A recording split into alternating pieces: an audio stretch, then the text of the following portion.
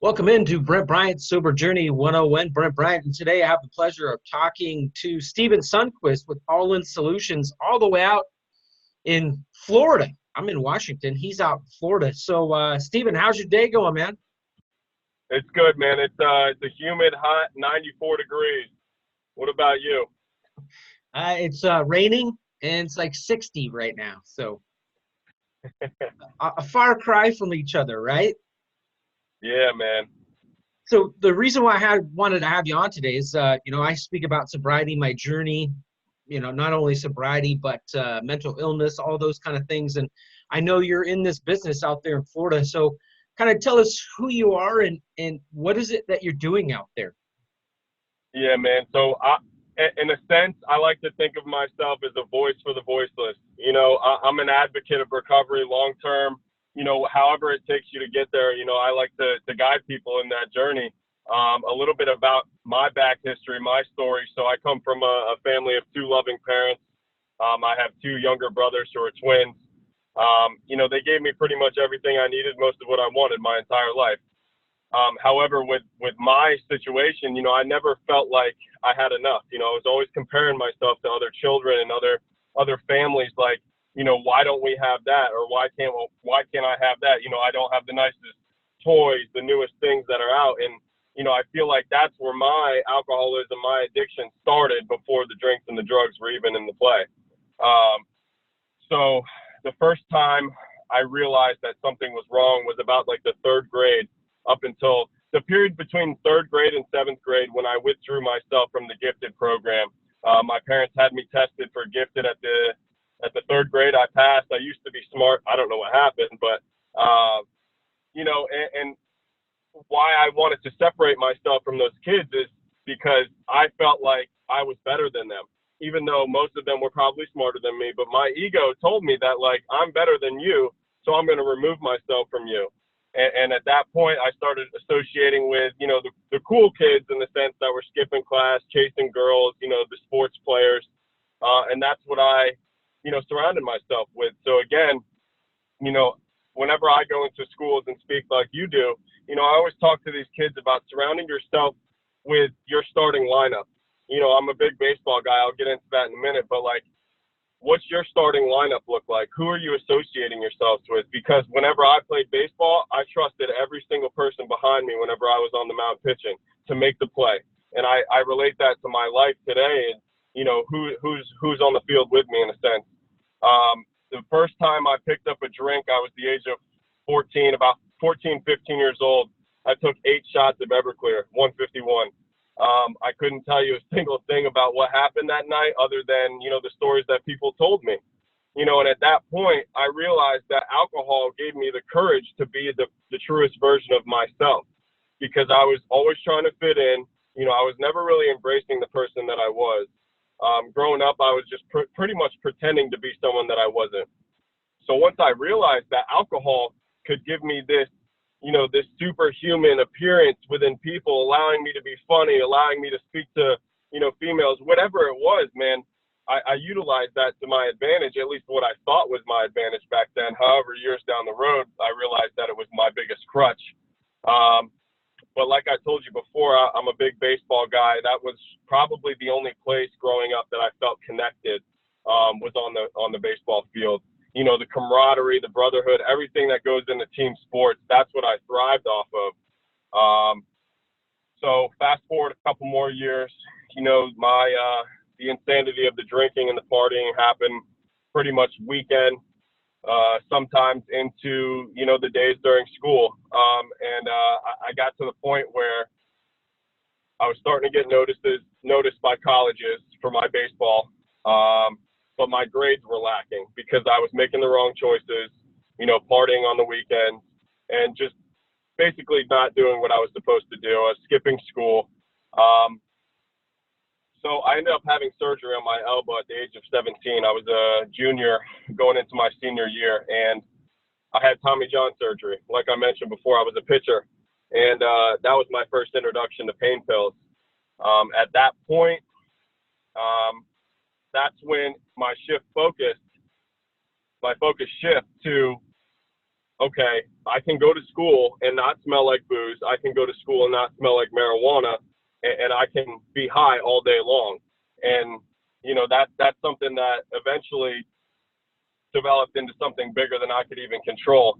But that was the first love that I truly had with pain pills, because it made me feel superhuman. It gave me the confidence and the courage to tackle anything I needed to in life.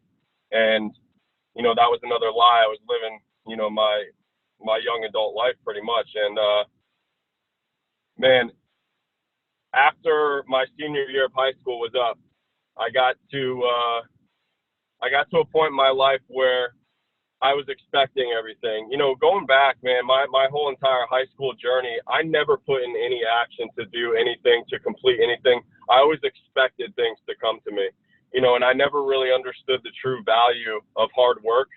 And I wish I could go back and change that, but that was just the outlook I had on life as a young kid. But like I said, I graduated high school barely. And I realized that all the opportunities I had to play baseball at the next level, they were no longer there. I was graduating high school with a 2.1 GPA, and this is coming from the kid that was in the gifted program, several years before, straight honor roll every year. So I can see the effect the drugs and the alcohol had on me, although I was still in denial at this point, not thinking that I had a problem. I can tell you I was full-blown addicted by my senior year of high school. And the choices that I made each and every day surrounded around ways that I can manipulate people to get my drugs, because a prescription only lasts you so long.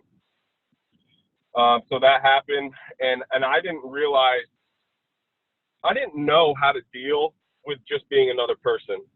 My ego, was up here. And, eventually I realized that I was just another person. And out of high school, not having a direction, not having a future, and my passion, all that stuff was stripped of me because of these little tiny pills. My passion for playing baseball at the next level, all my goals and visions I had of life, of, wanting a house, a job, all that stuff, it was completely stripped. And I had pretty much self-destructed at that point, and my life was pretty much consumed around drugs and alcohol, any which way you can think about it. So I entered into my first rehab program at the age of 21, I believe. My parents went and took me to a detox, and I didn't really want to get help, although I didn't want to feel the way I was feeling. And all the things they suggested me to do from that first rehab up until the last one that I was in was basically find a sponsor, work the steps, do 90 meetings in 90 days, stay out of relationships, go to long-term if you can, and pretty much just give it your all. And that was something that I was never really willing to do, nor did I have a connection with anything spiritually at that point. I won't go into too much war story about my past, but basically fast forward another 5 or 6 years, I found myself addicted to heroin. And at that point, I started to notice the consequences of me overdosing and possibly losing my life. The last day I used was March 1st, 2017, and I overdosed twice in a 24-hour period. I was revived by the same paramedic crew that pumped me with Narcan 4 times consecutively throughout the day. And if it wasn't for them, actually, if it wasn't for my roommate, I probably wouldn't be here today, because he showed up last minute, because he normally works a 4 to 12 shift. And he came home to bring me some food one day, and I was literally laid out on the kitchen floor, blue. He performed some CPR on me, and he called the paramedics, and they came there and they brought me back to life. And I can't explain that to you other than there's something that's looking out for me. There's something that wants me to be here. And through this process, I've realized that my purpose today is to help anybody I can with the experience that I've gone through, to show them that there's a better way of life, that if I can do it, you can do it too. And that's my mission, my journey today, man. And I've dedicated my life to it, and I love it. And, there's not one day that goes by that I'm looking at the clock like, oh, when is it going to be 5 o'clock? It just doesn't happen, man. This is my life, and this is what I do, and I love to do it. I wouldn't change any of the things I've gone through in the past, because I know it's made me the man I am today. I know a lot of people say, oh, I wish I could change these things, but where I am today, I'm more than content. I'm completely satisfied with with the way things played out, because it's got me to the place I am, you know, and my relationship with God today has grown tremendously. And I think the biggest part for me is that I've stayed open-minded to adapting to change and things that come up, because I used to be so stuck in my old ways, you know? Yeah, I do. It's so crazy you say that, as far as you're here for a reason and all that. You know, Yeah. that's my biggest thing, is that we are alive for a reason, and that is to give back and to help as many people as we possibly can. Because, like you know, I should have died I don't know how many times just from drinking. Right. And I always say I have a gift now, and that gift is sobriety. And if I don't give that gift back, then I'm doing not only myself an injustice, but everybody else out there an injustice. Because, like Right. we've talked, there kind of wasn't a lot of programs back when we were younger, to try to keep us off of what we got onto, and then after, not as many treatment centers. So can you go into kind of what you do, and how you got started with All In Solutions, and kind of encapsulate kind of what you do during a day? Yeah, so I think first and foremost, you know, if I didn't put my all into my recovery in the beginning, and I didn't humble myself the first, you know, 6 to 9 months, I wouldn't be in the position I am today. But I got the opportunity to work with the place that, you know, played a part in saving my life. I'm an alumni of the place I work for. And I think it had a combination of me being finally truly willing to stop and to seek a better way of life, with a mixture of the clinical therapy that they provided me. Because, you know, I suffer from a lot of PTSD from a young age, stuff that I wasn't ever really willing to talk about with another person. And feeling safe and comfortable with staff like we have, I think, is a huge benefit to someone early on, because, you know, addicts, we have trust problems, right? I mean, you know, it's tough for me to open up to someone that I don't know. But if you're, you know, telling me that you've been through these things, you know, everyone in our center has a past with addiction, or at least has someone related to it. And I think that's what makes us successful. But our programs, we have a PHP, IOP, and outpatient program across 3 states, Willow Grove, Pennsylvania, Cherry Hill, New Jersey, and Boynton Beach, Florida. We have housing with all locations. We are JCO certified, DCF certified. We are trauma focused and family program focused. We also offer a biofeedback. I mean, it's amazing, man, because to see basically the person that I was in someone else, and walking them through the process. I mean, there's you can't put money on that. You know, being able to help somebody and knowing exactly where they're at. I mean, it's truly amazing. So basically, breaking down a day of what it looks like at All In Solutions is, you know, once you enter our program after you're clinically and medically detoxed, so they'll bring you into our PHP program. We have those in our Pennsylvania and Florida locations. So what a normal day looks like is they wake up, they have to arrive at the center about 9 a.m. and then they're there and they get group hours, group sessions through their therapist and our, you know, our group leaders. And then they'll have an individual session with their therapist at minimum once a week. And then they also have the opportunity to seek our trauma therapist and our family program, which is my favorite, because it was a pretty big deal with my recovery. I was very codependent on my family. The family therapist over there, she does a great job with the families, you know, establishing boundaries early on in recovery. And they also hold like quarterly workshops down there. So they bring the families down. It's a hardcore intensive, like 3 or 4 day workshop. And they just do like awesome work with the families, man. And, you know, they show them what the addict's going through, and they also help the addict understand what the family's going through, because that was something that I was blinded to. You know, I was constantly taking from my family, and I couldn't see it because the focus was on me. It was, what about me? You know, what do I need to get better? You know, and that's something that I needed to understand to truly know the effect that I had on people without even knowing what I was doing. Oh man, it's It brings it's back crazy memories, looking huh? back. It definitely does, man. It definitely does. But my job, I'm an outreach coordinator for All In Solutions. My job is to pretty much show people that there's a better way of life, connecting them with treatment sources and facilities, whether they would be a fit for mine or not. You know, we have relationships nationwide with places that can help them. You know, my heart's in it. You know, I care about people, because if you have been through anything like I've been through, that gives me unconditional love for you.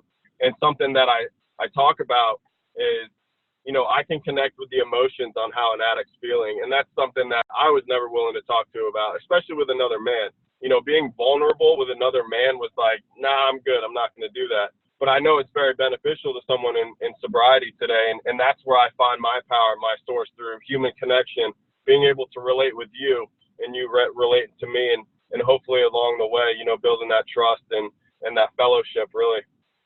Yeah, and that's a huge thing in sobriety, and that's a hard thing, especially for men, to open up about, is being in tune and being in touch with your feelings and your emotions and Yeah. things. And I wish, and I'm so thankful for you for doing what you're doing, is that it's okay to be vulnerable. It's okay not to Right. be strong. It's okay to, you know, have these feelings, because we all do. Just most of them either hide them and or we push them away with painkillers or alcohol or, you know, whatever drug of choice we're using to do that. But that's a huge thing, not only to admit that you're, you know, you have an issue, but then all of a sudden you got to go, well, wait a minute, I got to get in tune with who I truly am inside, right? How am I going to do that? Right. So Right. hard. Yeah, man. So back to our program. So we have our Pennsylvania location is our truly co-occurring, so dual diagnosis, so primary substance abuse, secondary mental health. Our New Jersey location is all gender specific, so the groups are set up, you know, based on the gender. They're separated 100%. All of our female clients live completely separate from our male clients. And then on our Florida location, so we have the traditional AA 12-step program. We also offer a different approach down there. It's a faith-based track. So that's one of my favorite things about our organization is, you know, that's run by a very spiritual man. I mean, he brings the energy to that program and makes it what it is. So instead of, you know, people that, you know, are seeking AA meetings, you know, they'll do like Celebrate Recovery. They do a lot of volunteer work, a lot of Bible studies, and it's just a great avenue for someone that's seeking a more religious approach. That's huge, and that's the thing is when we talk about higher power, your higher power could be anything in your life. If you're religious, that's huge for you. If you're not, there's all sorts of things you can think about for your higher power. It could be your kid, it could be a dog, it could be anything that gets you to where you need to be to stay on track and stay in that situation that you're in, right? It just doesn't Absolutely. have to be one thing where you're not going to be pigeonholed. And I've heard from people a lot that, oh, I don't want to go to this meeting because of this, right? You know, just you have to be open when it comes to this process. Yeah, for sure, man. And that's something that's changed with me. You know, I was so judgmental of others, even in early recovery, you know, the few times that I have tried to get sober, and it prevented me from seeing the beauty in other people. You know, I would judge you based off what you're wearing. You know, it's stupid, but like, that's just what my mind made me believe, like, he's probably not good or whatever it was, something stupid. I think for me, the biggest part was accepting that I was completely powerless over every situation. I knew I've always been powerless over drugs and alcohol, but really turning my will and my life over to the care of God as I understand him happened on like my 28th day when I was in that treatment center. And I went in the bathroom and I hit my knees after a strong intervention with their clinical team. They said, look, you're not going anywhere. You need to complete a long-term treatment program for the first time in your life, because my pattern had been that I have always ran. I've always just done the bare minimum, and I've gone back to my environment and I've gotten the same results. So that was basically insanity from to begin with. So I went in that bathroom and I hit my knees and I said a prayer, something as simple as like, God, please help me. I don't want to keep doing this anymore. And Brent, I can't tell you what happened that day forward. And it wasn't really as quick as I'd like to have had the, you know, the power flow into me. But like the next morning I woke up, man, like I was lighter. You know, I felt free. Like I felt like I was okay for the first time in my life. And I felt like I was going to be sober. And that was the first real intuition I had that like everything was going to be all right. You know, no matter what, I'm going to be okay. And everything just clicked ever since that day. And I tell everybody and my sponsees this, like, look, like we don't have bad days. We can have bad moments, but it's just how you're viewing a situation. You know, it's about how you let it affect you and how you can push through it and keep moving forward. So overall for you, I know you said you became sober, what was it, March 1st, 2017. Was that what was your biggest why wow moment? Was it family coming to you? Was it you hitting just the ultimate rock bottom? I know you said you OD'd, but beyond that, because you can OD and still go, hey, I'm still going to do this. I'm fine. Was Right. it your family, your friends that got intervened? And then you said you went to treatment and did what you did there, which is absolutely awesome. But what was the why behind it? So I think it was a combination of me having gone through this process since 2010 of trying to get sober and trying it my way every single time. A combination of my family being completely devastated and fearful of losing their son, me, letting other of my friends down, just kind of living this lie of like, yeah, I'm all right, everything's good, and then I'm disappearing off the treatment again. It was a combination of all those things. And once I kind of took my hand off the steering wheel, everything started to make sense. And I think giving up control allows you to get that power back. It does. And again, that's harder for a male than a female. Right. It just, we have to be in control, and, not being in control is absolutely mind blowing to think of. Not only the fact that you're never going to use again, but how do you get through life doing that, right? You got to be, it's almost like you're being reborn. You're learning to live again without that drug because you relied on it so much over time. You relied on it to mask all your feelings, but now you're dealing with your emotions and feelings in a different way that you're like, I've never felt this before. Or if you have, you can't remember the last time. Yeah, and I think that's big with a lot of people that are newly in recovery. All our emotions, our feelings are numb for so long. We isolate and we use drugs because we don't want to feel the way we feel. And whenever people are newly sober, they don't know how to react to that, and they stay silent. The biggest thing for me this time around has been being vocal with how I'm feeling at all times, letting people in on my life, letting people help me, because I was very stubborn, the first few times I went to treatment, that I was like, no, I'm good. I got this. Like, I don't need your help. But that hurt me, and I understand that, community is the best, for me, it was the most important part of my recovery, because like I said, going back to my starting lineup, I have those guys in my corner every day that I can call upon if I need them. And that's huge as far as a team. I was lucky to have some guys that I grew up with, went to high school with, that are sober now. So they're kind of like my team. They're my source of AA, right? We play golf all the time. That's our AA meetings, Yeah.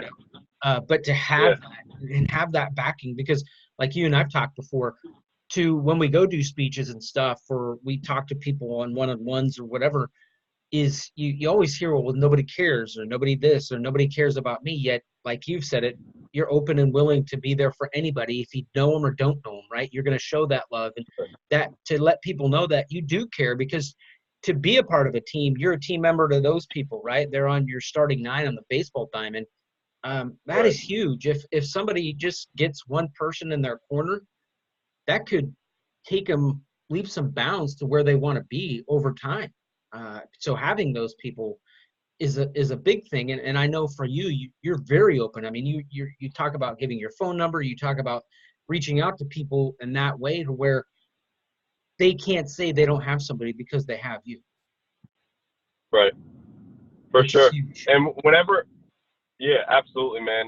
And whenever we talked about, our high school public speaking that we do, the focus is just on that one person, because if that one person can get the help, then they eventually will carry it to their next closest person in high school. And it starts the chain reaction, man. And recovery literally is just two people talking at once, spreading the message to others.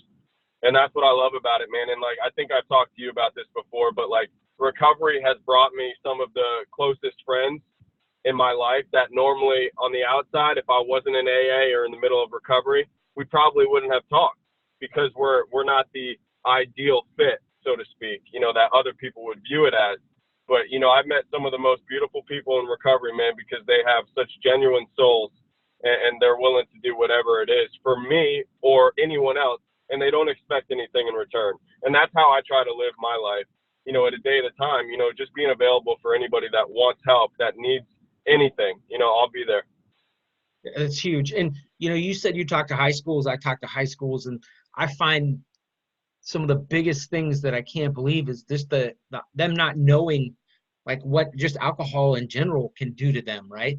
Alcohol kills 5,000 kids a year, ages 12 to 20, more than all the other drugs combined, yet they don't know that. They don't get the concept. What are you finding out there in Florida when you go to high school, some of the things maybe that these kids do not know? Yeah, so I think they're just not aware of, what the drugs that are out there, what the outcome is going to be if they start using them. Similar to my situation, and I think what it's going to take, and you and I have talked about this before too, it's going to take some, education, some prevention, some awareness of having, some health and wellness classes that they have to attend mandatory, before they graduate, preferably once a year until they graduate. But it's also going to take guys like you and I going in there and sharing our story quarterly, because once again, when Dare came into my school once a year, nobody paid attention to it because they didn't think that it applied to them. At least that's what I thought. Another big thing that we're noticing down here in Florida is the vape pen with like the marijuana oil in it. That's becoming a very big trendy thing down here. So I think, our speech is going to change over the years with talking a little bit more about mental health, with the effects from social media, the vaping, stuff changes, but, I'm adaptive to fixing my message up the way that it needs to come across to these kids so that they can understand it and relate with it. Definitely, and it does become relatable because we've lived it, right? So before we wrap this up, where do people find you? How can they find you? You got some websites or phone numbers or anything you can give us? Yeah, sure. So you can always reach me on my Facebook. It's Stephen, Stephen. My last name is Sundquist. It's Sundquist. You can call my cell phone. It's 561-400-9506. Again, that's 561-400-9506. The treatment center that I work for, the website is aiscounseling.com. And again, we have locations in Florida, Pennsylvania, and New Jersey. If anybody's out there struggling, give me a call. My phone is always on. I take calls at 6 in the morning, 2 in the morning, whatever it is. My phone's always on. And if I don't answer it, you better believe I'll call you back immediately. But if you're stuck and confused and don't really know who to talk to, I'm here for you. And if I can't personally help you, I'll make sure I put you in touch with someone that can. And that was the greatest gift right there, right? Is that being able to be alive just for that reason, to help others and give back. And it's amazing, and it's great to talk to you, Stephen. I appreciate so much you coming on and sharing your story. Definitely have you on again, and once again, give out that phone number and website before we wrap it up, because that I think that's hugely important. Yeah, so it's 561-400-9506, and that is my direct cell phone. And then our website again is aiscounseling.com. Thanks so much, Stephen. Truly appreciate it. Once again, this is Brent Bryant, Sober Journey 101. We'll see you next time.